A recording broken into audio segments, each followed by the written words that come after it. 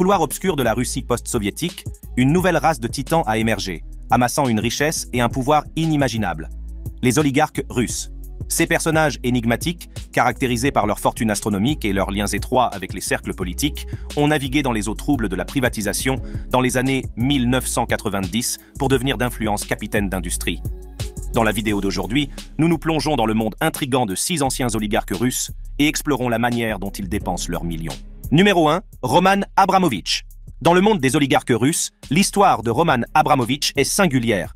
Né le 24 octobre 1966 à Saratov, en Russie, Roman Abramovitch a connu des débuts loin de l'opulence et de l'extravagance qui ont fait sa renommée. Ayant grandi dans une famille modeste, il a dû relever les défis d'un paysage politique et économique russe en pleine mutation. Dès son plus jeune âge, Abramovitch a montré un vif intérêt pour les affaires et l'esprit d'entreprise.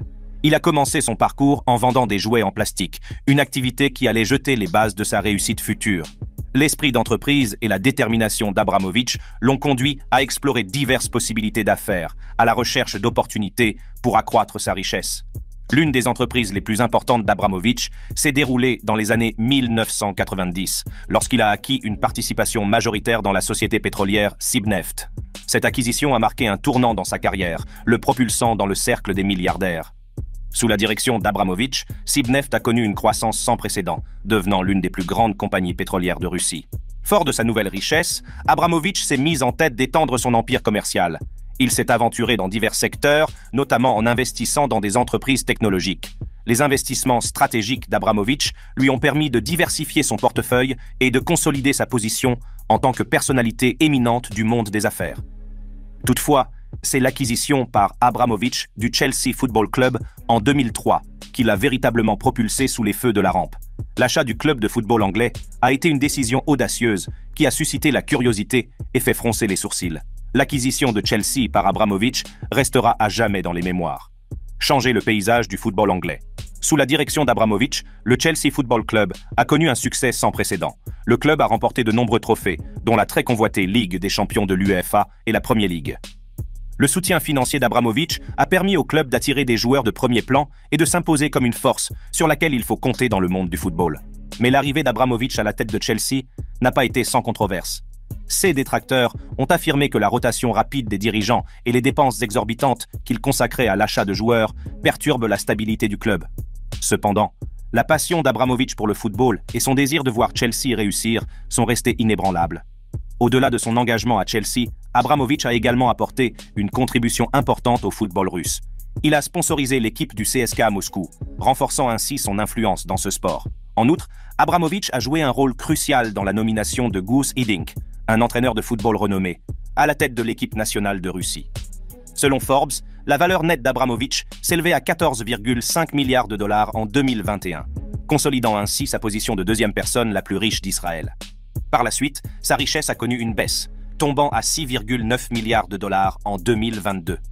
Cependant, en 2022-2023, il a connu un rebond notable, sa fortune remontant à un montant impressionnant de 9,2 milliards de dollars. Si la richesse et l'influence d'Abramovitch dans le monde du football sont indéniables, son parcours n'a pas été exempt de difficultés. L'une des controverses les plus importantes concernant Abramovitch est son implication présumée dans des pratiques de corruption. Ses détracteurs affirment que son ascension n'est pas uniquement due à son sens des affaires, mais plutôt à des activités illicites. Toutefois, il est important de noter qu'Abramovitch a toujours nié ces allégations, clamant son innocence. Abramovitch est réputé pour son mode de vie extravagant et ses dépenses opulentes, comme en témoignent ses diverses propriétés immobilières à travers le monde. L'une de ses propriétés les plus remarquables se trouve sur la place Dundas à Londres. Ce magnifique manoir est un véritable symbole de la richesse et du statut d'Abramovitch, avec son architecture grandiose et ses intérieurs somptueux. Au-delà des frontières du Royaume-Uni, l'empire immobilier d'Abramovitch s'étend à 3 superbes résidences en France, ajoutant une touche supplémentaire d'élégance à son portefeuille. Ces luxueuses villas sont nichées dans le territoire français exclusif de Saint-Barthélemy, réputé pour ses plages immaculées et son mode de vie haut de gamme. Au total, le patrimoine immobilier d'Abramovitch comprend un nombre impressionnant de 28 propriétés, dont 9 maisons, 7 appartements et 12 terrains. La valeur estimée de sa collection d'appartements à Londres est stupéfiante, puisqu'elle oscille entre 120 et 150 millions de livres sterling. Il possède également un Boeing 767-300 d'une valeur de 102 millions de livres sterling et le plus grand yacht privé du monde, l'Eclipse, d'une longueur de 164 mètres, qui a coûté environ 675 millions de livres sterling. Le penchant d'Abramovich pour le luxe s'étend également à sa collection de voitures, qui compte 7 véhicules soigneusement sélectionnés pour refléter son style personnel et ses préférences. De la sophistication des BMW et des Mercedes à la polyvalence des Range Rover, en passant par l'inclusion inattendue d'une Volkswagen Golf, chaque véhicule reflète ses goûts exigeants. Les habitudes de consommation de Roman Abramovich témoignent de son statut de personne la plus riche du monde. Son opulence ne connaît aucune limite, et son mode de vie extravagant est une source constante de fascination et d'admiration. Numéro 2. Alisher Usmanov. Dans les paysages tentaculaires de l'Ouzbékistan, le jeune Alisher Usmanov s'est embarqué dans un voyage qui l'a conduit à devenir l'une des personnes les plus riches du monde. Né dans une famille modeste dans les années 1950, les premières années d'Usmanov ont été marquées par la résilience et la détermination. Jeune homme, Usmanov a reconnu le potentiel de l'industrie métallurgique et minière. Il a jeté son dévolu sur ce secteur lucratif et a commencé sa carrière en travaillant dans une aciérie locale. C'est là qu'il a perfectionné ses compétences et acquis une expérience inestimable dans le monde de la métallurgie. Animé par une insatiable soif de réussite, M. Usmanov s'est vite rendu compte qu'il devait élargir ses horizons au-delà des frontières de l'Ouzbékistan. À la fin des années 1970, il prend la décision audacieuse de s'installer à Moscou, la capitale trépidante de l'Union soviétique. Ce déménagement s'est avéré être un moment décisif dans sa vie. À Moscou, Usmanov n'a pas perdu de temps pour se faire une place. Il s'est plongé dans le monde des affaires, mettant à profit sa connaissance de l'industrie métallurgique pour nouer des relations et saisir des opportunités. Doté d'un sens aigu de l'investissement, il a commencé à acquérir des parts dans diverses sociétés métallurgiques et minières, tirant parti de la demande croissante pour ses ressources. Le sens aigu des affaires d'Usmanov attire rapidement l'attention de personnalités influentes du secteur. Sa réputation d'investisseur avisé grandit et il se retrouve à côtoyer certaines des personnes les plus puissantes du monde des affaires soviétiques. Au début des années 1990, alors que l'Union soviétique s'effondre et cède la place à la Fédération de Russie, Usmanov saisit l'occasion d'étendre son empire commercial. Il a profité de la vague de privatisation qui a déferlé sur le pays pour prendre des participations dans des actifs industriels clés à des prix défiant toute concurrence. L'un des investissements les plus importants d'Usmanov a été l'acquisition de parts dans Metalo-Invest, un conglomérat industriel russe. En tant qu'actionnaire, M. Usmanov a eu son mot à dire dans les décisions stratégiques qui ont façonné l'avenir de Metalo-Invest et de ses vastes opérations. Mais les ambitions d'Usmanov ne s'arrêtent pas là. Il a reconnu le pouvoir des médias et leur capacité à façonner l'opinion publique. Dans une démarche audacieuse, il a acquis la maison d'édition Kommersant, un organe de presse de premier plan en Russie. Cette acquisition lui a non seulement permis de contrôler un grand organe de presse, mais aussi d'influencer le récit et de faire basculer l'opinion publique à son avantage. Au fur et à mesure que sa fortune augmentait, l'influence d'Usmanov s'étendait au-delà des secteurs de la métallurgie et des médias. Il s'est aventuré dans le secteur des télécommunications, devenant copropriétaire de Megaphone, le deuxième opérateur de téléphonie mobile de Russie. Cette décision a renforcé sa présence dans le monde de la technologie, qui évolue rapidement, et a encore élargi sa sphère d'influence. Les activités commerciales d'Usmanov ne se sont pas limitées à la seule Russie. Il a reconnu le potentiel de croissance et de rentabilité des marchés internationaux. Très attentif aux opportunités prometteuses, il a investi dans diverses entreprises technologiques dans le monde entier, diversifiant ainsi son portefeuille et consolidant son statut d'acteur mondial. En 2022-2023, la valeur nette d'Usmanov était estimée à 14,5 milliards de dollars, ce qui lui permet de figurer parmi les 100 personnes les plus riches du monde. Alisher Usmanov consacre une part importante de sa fortune à un style de vie somptueux, s'offrant des résidences opulentes, des jets privés, des yachts et une impressionnante collection d'œuvres d'art. En 2007, il a fait un achat important lors d'une vente aux enchères de Sotheby's, en acquérant la collection d'art du violoncelliste Mstislav Rostropovitch pour plus de 35 millions de dollars. Les tableaux ornent désormais un château russe, accessible au public. Le goût d'Usmanov pour la grandeur s'étend à l'aviation, puisqu'il posséderait un Airbus A340 à fuselage large, présenté comme le plus grand jet privé de Russie et potentiellement de toute l'Europe, dont le coût est estimé à 500 millions de dollars. Parmi ses activités maritimes figure le yacht Dilbar, d'une valeur de 100 millions de dollars, en hommage à sa mère, bien qu'il s'agisse d'une baisse de prix par rapport à son précédent navire, évalué à 273 millions de dollars.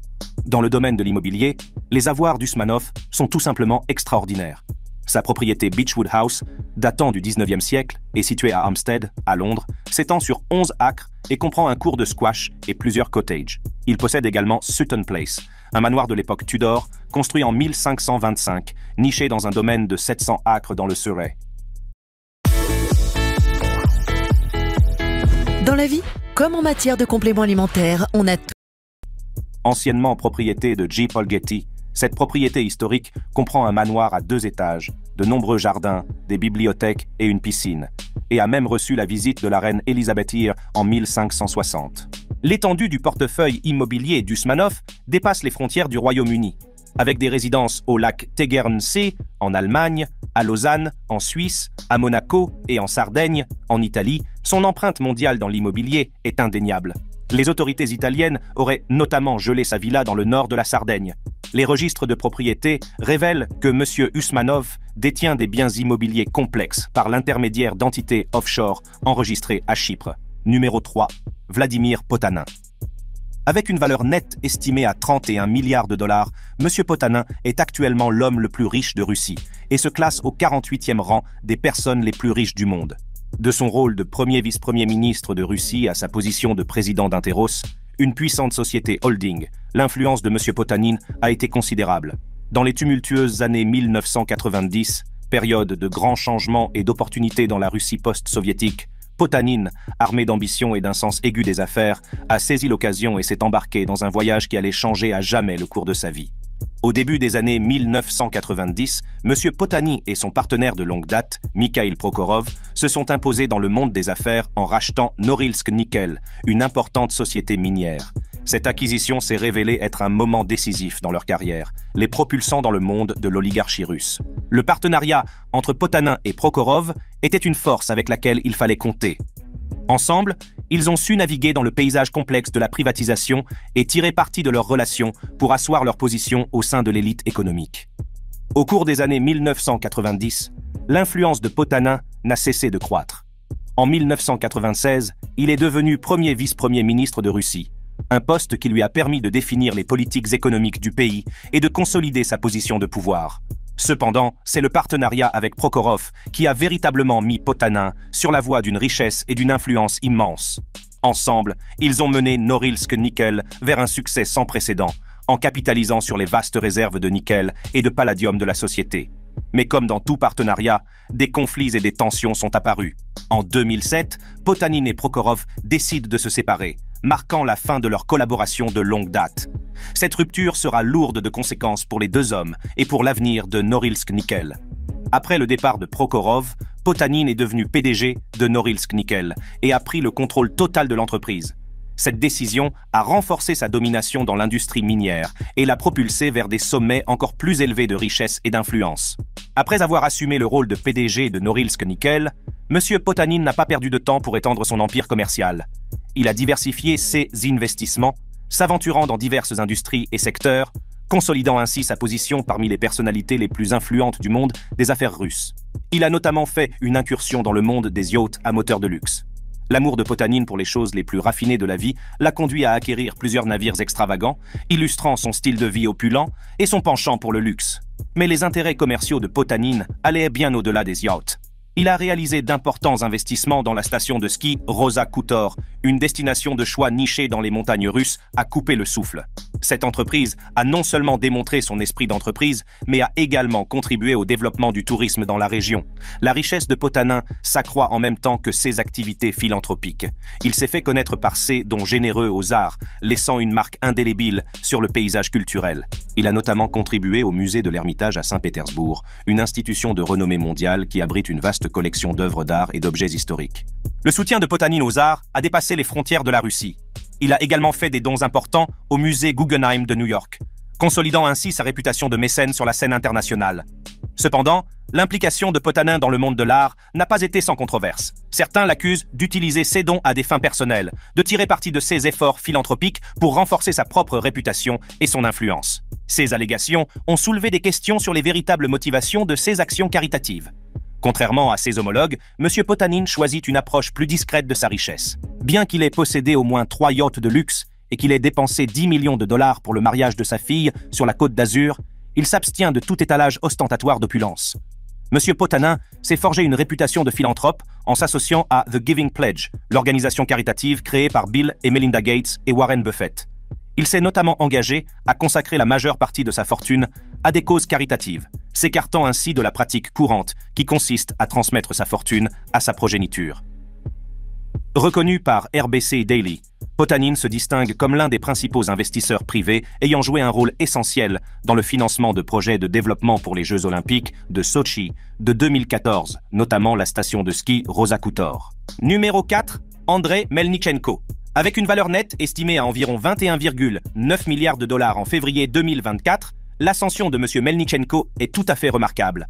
Le parcours d'Andrei Melnichenko pour devenir un entrepreneur milliardaire a commencé par des débuts modestes et une volonté acharnée de réussir. Né et élevé en Russie, Andrei Melnichenko a connu une trajectoire loin d'être ordinaire vers la richesse et l'influence. Alors qu'il étudiait la physique à l'Université d'État de Moscou, M. Melnichenko s'est découvert une passion pour la finance et le négoce. C'est à cette époque qu'il a commencé à négocier des devises, perfectionnant ses compétences et développant une connaissance approfondie des marchés financiers. Il était loin de se douter que cette première expérience jetterait les bases de son futur empire. Après avoir terminé ses études, M. Melnichenko a décidé de faire un acte de foi et a fondé MDM Bank. Cette institution financière lui servira de tremplin pour s'aventurer sur le marché des matières premières. Doté d'un sens aigu des affaires et attentif aux opportunités, il a jeté son dévolu sur des actifs en difficulté, dans les secteurs du charbon et des engrais. Dans une démarche audacieuse, Melnichenko a racheté des entreprises de charbon et d'engrais en difficulté, formant ainsi le groupe Eurochem et SUEK. Eurochem s'est rapidement imposé comme l'un des principaux producteurs mondiaux d'engrais, avec des installations de production ultramodernes dans plusieurs pays. Son approche innovante de la production et son engagement en faveur de la qualité ont propulsé l'entreprise vers de nouveaux sommets, consolidant la position de Melnichenko en tant qu'acteur redoutable du secteur. SUEK, quant à elle, est devenue une force majeure dans l'industrie du charbon, avec de vastes actifs en Sibérie. La vision de Melnichenko et ses investissements stratégiques ont transformé SUEK en l'un des plus grands producteurs de charbon au monde. Les activités de l'entreprise couvrent les mines de charbon et les centrales électriques, contribuant ainsi de manière significative à l'industrie énergétique russe. Mais pour M. Melnichenko, il ne s'agissait pas seulement de créer des entreprises prospères. Il a compris l'importance d'investir dans la nouvelle économie et le secteur industriel russe. Avec un investissement stupéfiant de 23 milliards de dollars, ces entreprises sont devenues des moteurs essentiels de la croissance économique, offrant des possibilités d'emploi à plus de 100 000 personnes. L'influence d'Andrei Melnichenko s'étend bien au-delà des salles de conseil et des transactions commerciales. Il est également connu pour ses activités philanthropiques et son mode de vie extravagant, qui comprend la possession de yachts de haute technologie qui ont attiré l'attention du monde entier. La philanthropie de M. Melnichenko est motivée par un engagement profond à soutenir les enfants talentueux dans les domaines de la science et de l'éducation. Par l'intermédiaire de la fondation Andrei Melnichenko, il a offert d'innombrables possibilités d'épanouissement à de jeunes esprits.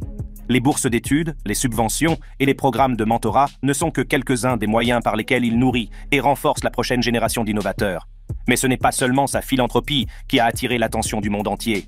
Le fait que Melnichenko possède des yachts de haute technologie est devenu l'incarnation de son mode de vie extravagant. L'un de ses bateaux les plus emblématiques est le Sailing Yacht A, un voilier majestueux qui est l'un des plus grands au monde.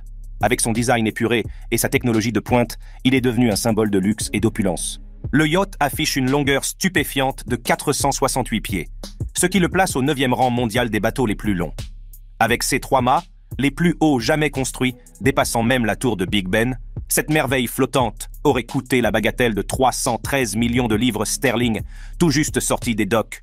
Toutefois, cet industriel de 51 ans ne limite pas son opulence maritime à un seul navire de luxe. Andrei possède également un avion d'affaires Boeing. Ce Boeing 737, d'une valeur d'environ 42 millions de livres sterling, n'inclut pas le coût supplémentaire lié aux préférences du milliardaire en matière de décoration intérieure. Lorsqu'il est sur la terre ferme, Andrei affiche son affinité pour une Bentley élégante et fiable d'une valeur de 200 000 livres sterling. Cependant, tout succès s'accompagne d'un examen minutieux. L'implication de M. Melnichenko dans des secteurs qui fournissent des revenus au gouvernement russe a attiré l'attention de l'Union européenne et d'autres pays. En conséquence, il fait actuellement l'objet de sanctions qui ont eu un impact significatif sur ses actifs et ses activités commerciales. Numéro 5, Alexei Mordachov. De début modeste à l'une des personnes les plus riches de Russie, l'ascension d'Alexei Mordachov n'est rien moins qu'extraordinaire. Né le 26 septembre 1965 à Cherepovet, RSSR, URSS, aujourd'hui Russie, Mordachov a connu un parcours semé d'embûches. Issu d'une famille ouvrière, les parents de Mordachov travaillaient dans des aciéries. En grandissant, il a été témoin des difficultés auxquelles ils étaient confrontés et des sacrifices qu'ils faisaient pour subvenir aux besoins de leur famille. Ces expériences précoces lui ont inculqué une solide éthique du travail et la volonté de créer une vie meilleure pour lui et ses proches. Après avoir terminé ses études à l'Institut d'ingénierie et d'économie de Leningrad, Mordachov rejoint l'usine métallurgique de Cherepovetsky en 1988 en tant qu'économiste. Nouveau Fébreze Petit Coin. Saviez-vous qu'à chaque fois que vous tirez la chasse d'eau, des odeurs se déposent sur les surfaces textiles? Appuyez fermement pour l'activer.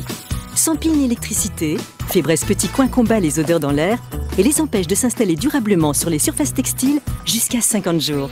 Souriez, vous pouvez respirer.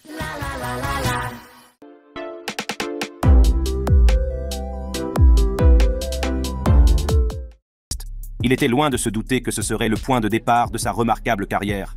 Son talent et son ambition ont rapidement attiré l'attention de ses supérieurs et, en 1992, il a été nommé directeur financier de l'entreprise.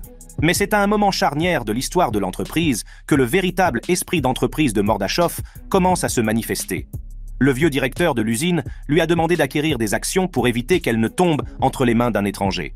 Ce défi a mis le feu aux poudres et Mordachov s'est mis en tête d'assurer l'avenir de l'entreprise. Avec détermination et esprit stratégique, Mordachov crée 2 fonds d'investissement et se lance dans une mission de rachat des actions des travailleurs. Grâce à ces efforts, il acquiert une participation importante dans l'usine, consolidant ainsi sa position au sein de l'entreprise. En 1996, à l'âge de 31 ans, Mordachov est nommé PDG de l'usine métallurgique de Cherepovetsky, marquant ainsi le début de son voyage pour construire un conglomérat qui révolutionnera l'industrie sidérurgique et minière.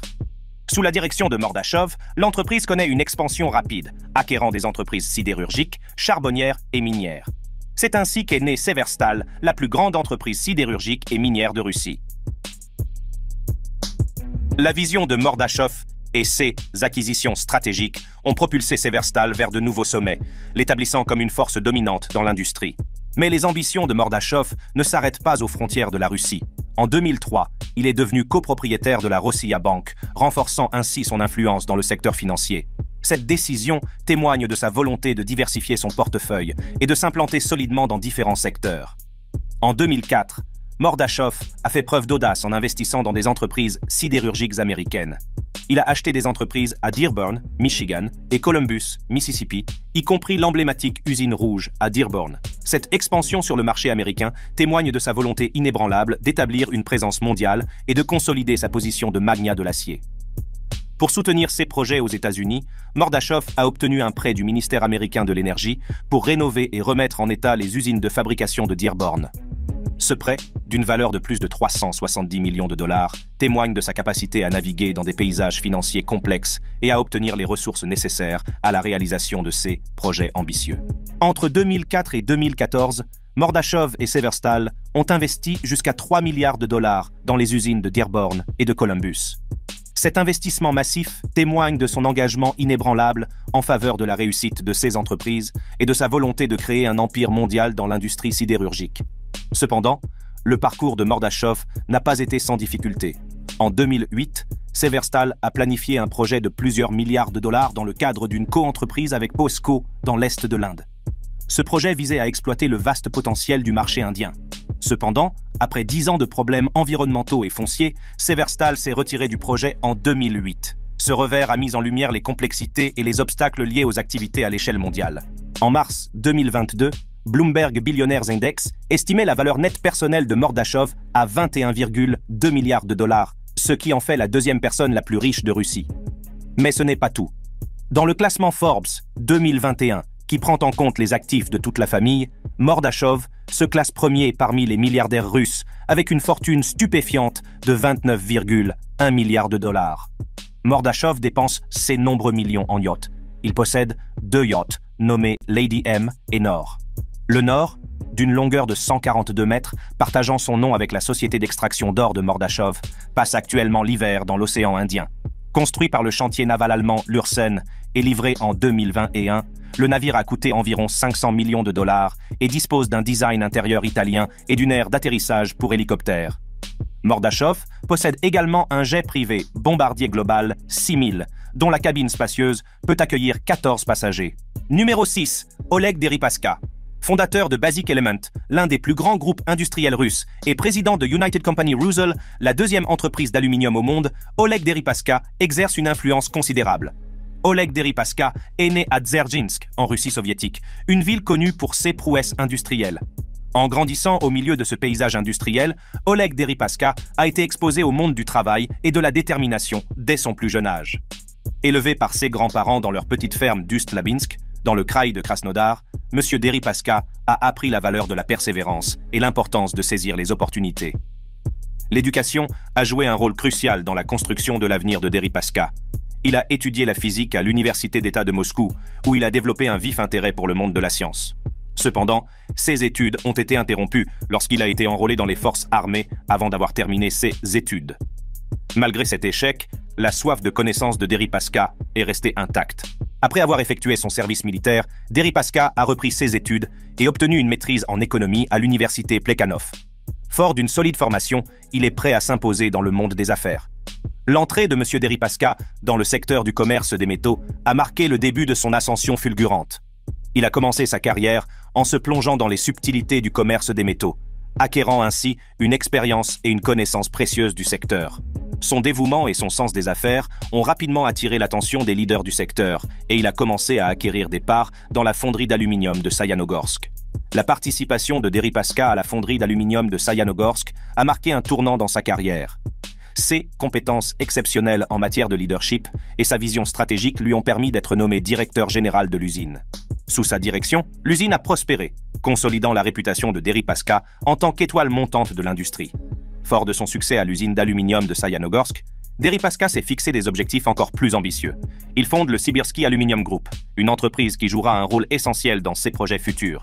C'est à cette époque que Deripaska croise la route d'une autre personnalité influente du monde des affaires russes, Roman Abramovitch. Le chemin de Deripaska a convergé avec celui d'Abramovitch lorsque Sibirsky Aluminium Group a fusionné avec Millhouse Capital d'Abramovitch. Cette fusion a donné naissance à Rusal, une puissance dans l'industrie de l'aluminium. Deripaska a assumé un rôle de leader au sein de Rusal et, sous sa direction, l'entreprise a atteint de nouveaux sommets, devenant le plus grand producteur d'aluminium au monde. Le succès de Deripaska dans l'industrie de l'aluminium ne s'est pas limité à Rusal. Il a diversifié ses investissements dans différents secteurs, notamment l'énergie, l'industrie manufacturière, les véhicules commerciaux, les services financiers et l'agriculture. Son portefeuille s'est élargi pour inclure Eurosibenergo, la plus grande entreprise privée d'énergie de Russie, et le groupe Gaz, un important producteur de voitures, de camions et d'autobus.